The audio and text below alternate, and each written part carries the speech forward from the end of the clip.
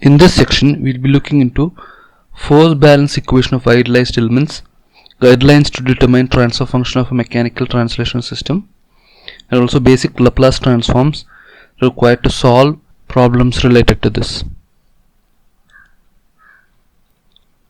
Now, from the previous video, we know that mass, spring and dashpot represents three opposing forces on a translational mechanical system.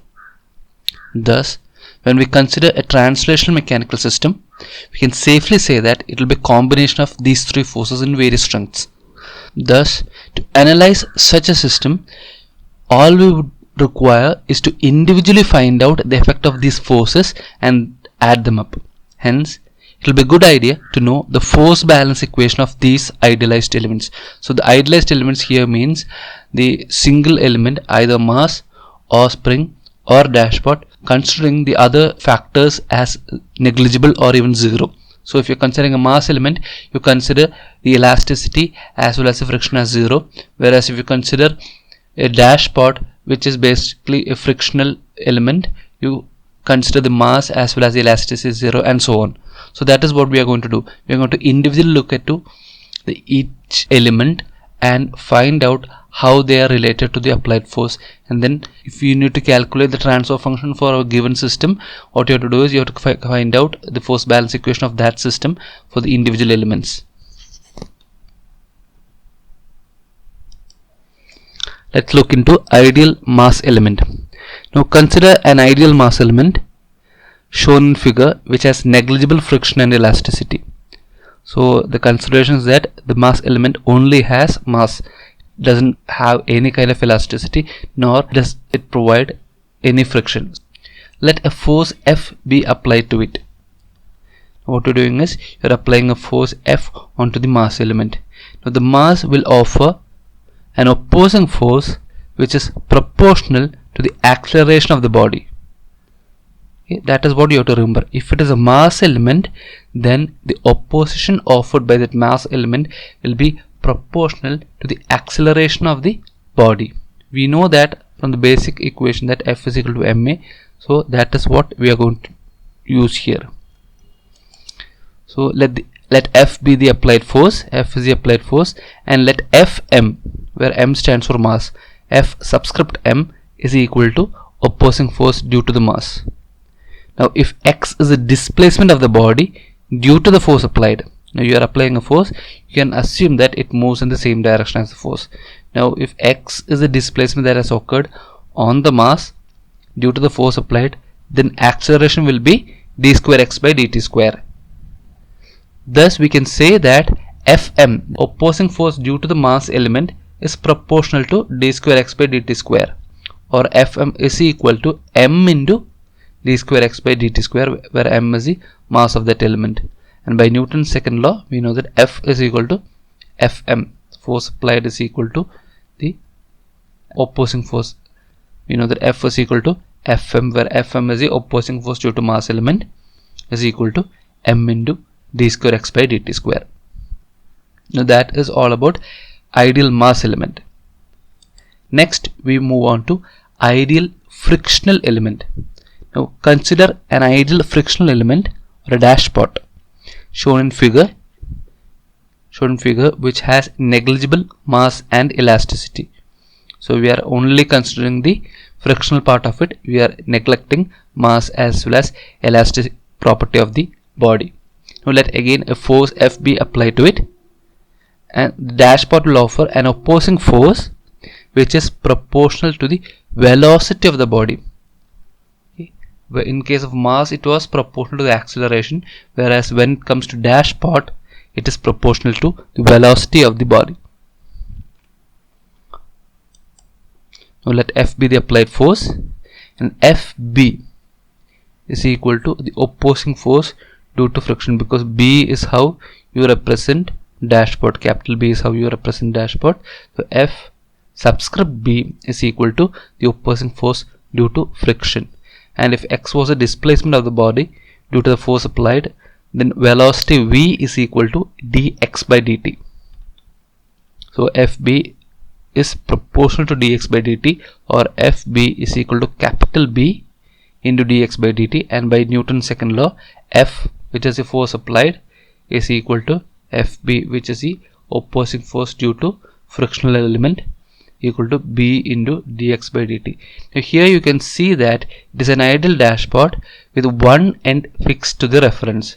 So when you're pushing it, it is being pushed against a solid wall kind of a part. You can see that the other end is a fixed one and you're pushing into the dashpot. But this is not necessarily required when it comes to a system.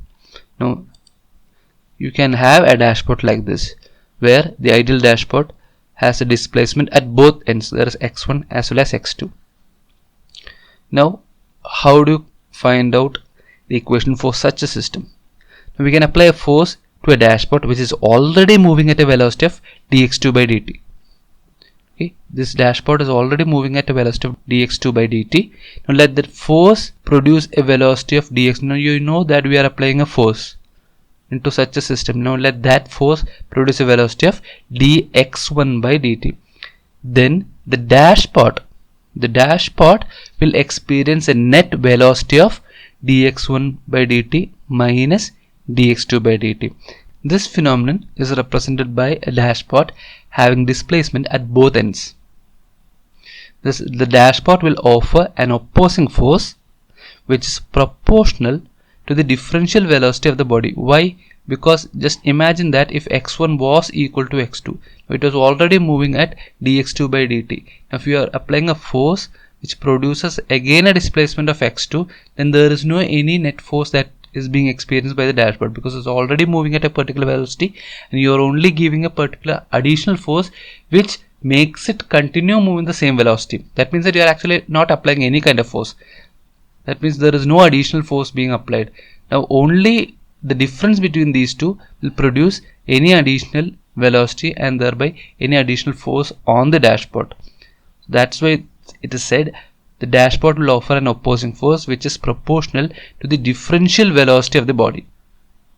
Now what is differential velocity? That is equal to d of x1 minus x2 by dt. So you can say that in such a situation where there are two displacement at both ends, the opposing force offered by the frictional element will be proportional to the d by dt of x1 minus x2, or Fb is equal to B, capital B into d by dt of x1 minus x2, and by Newton's second law, Fb is equal to B into d by dt of x1 minus x2. Now we'll consider the third element, the ideal elastic element. Now consider an ideal elastic element shown in figure which has negligible mass and friction. So here we are neglecting mass as well as friction, and you can see that it's an ideal spring with one end fixed to the reference.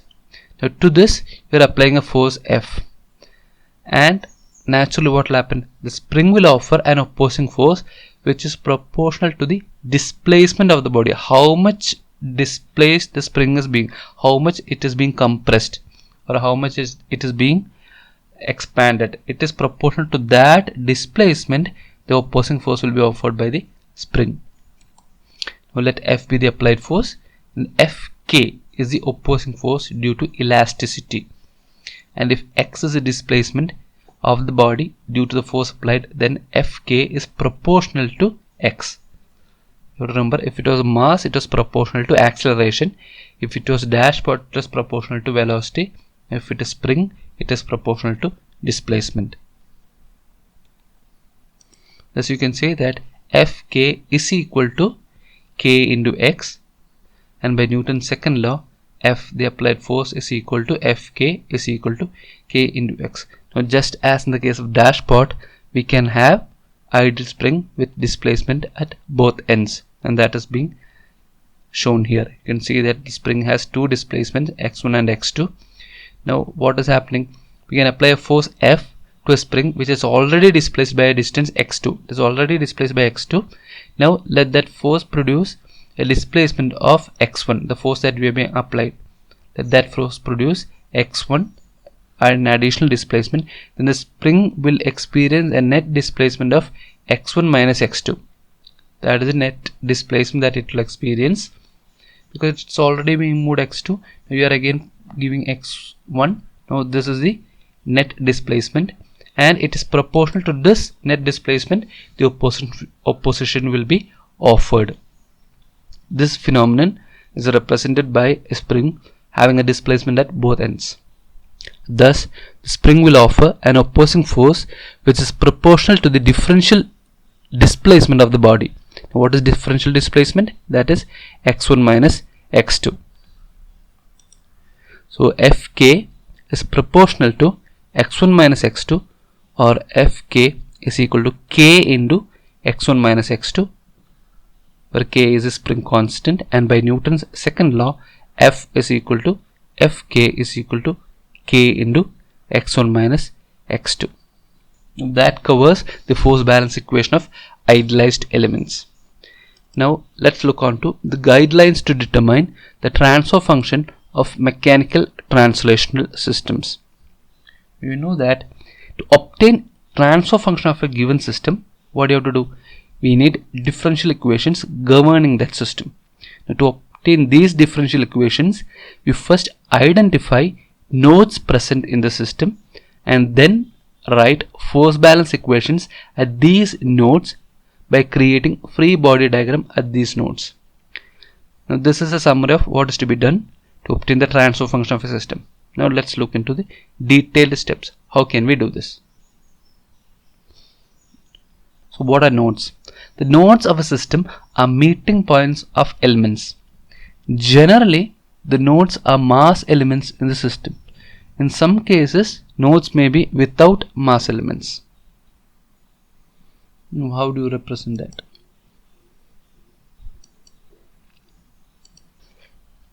Now let's take a system like this. So this is a mass element, and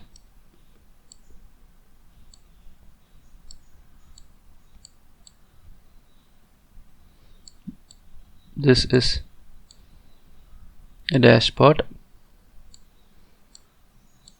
and this is a spring element.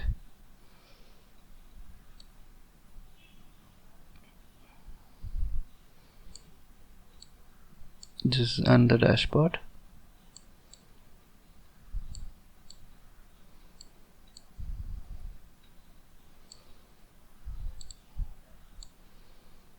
This is under mass element.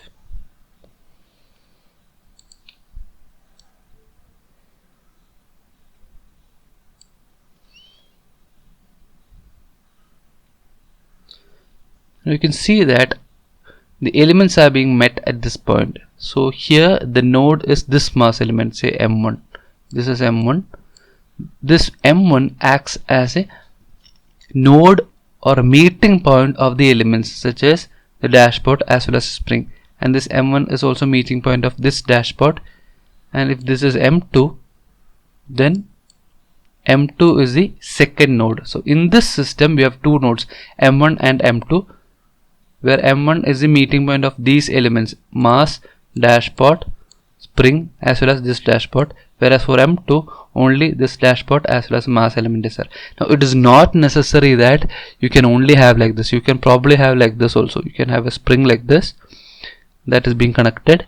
Now here this is also a node, but in general you wouldn't find like this. Generally it will be a mass element, but this is also a valid node. That is what it's meant by in some cases the nodes may be without mass elements. So the linear displacement of nodes, you have understood what nodes are assumed to be x1, x2, x3, etc. So wherever there are nodes, you assign a displacement to it such that every node has a displacement assigned. Now the first derivative of the displacement is velocity, and second derivative of the displacement is acceleration. Now once you have done this, once you have drawn the diagram, once you have assigned the node, once you have assigned the displacement, what to do is next you draw the free body diagrams for the system. The free body diagram is obtained by drawing each mass separately and then marking all the forces acting on that mass or the node. Now, the opposing forces are always acting opposite to the direction of the applied force. Now, the mass has to move in the direction of the applied force. If you are applying a force on the mass, then the mass will move in that direction. Hence, displacement, velocity as well as acceleration will be in the direction of the applied force. If there is no applied force on the mass, then displacement, velocity and acceleration will be in the direction opposite to the opposing forces.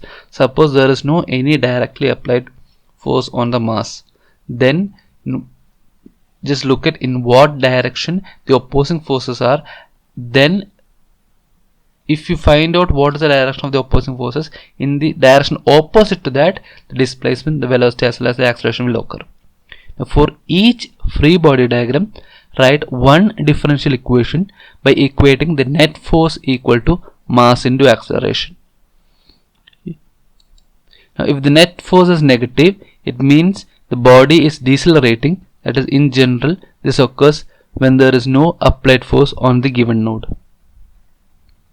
So if there is no any directly applied forces, then the body is decelerating. Once you have done all this, take the Laplace transform of the differential equations to convert them to algebraic equations.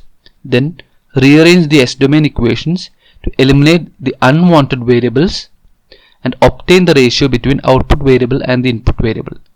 This ratio is the transfer function of the system. Now, these are the basic transformations that is required. Laplace transform of x of t will be x capital X of s. Laplace transform of dx of t, okay, will be s into x of s, and Laplace transform of d square x by dt square will be s square into x of s with zero initial conditions. If the zero initial conditions were not satisfied, then you wouldn't get just simply s x of s, you'll get something additional. And here also, if the zero initial conditions are not satisfied, then you wouldn't simply get s square x of s, you'll also get a factor in terms of x of 0. So these are the basic transformations that is required to solve problems based on translational mechanical systems.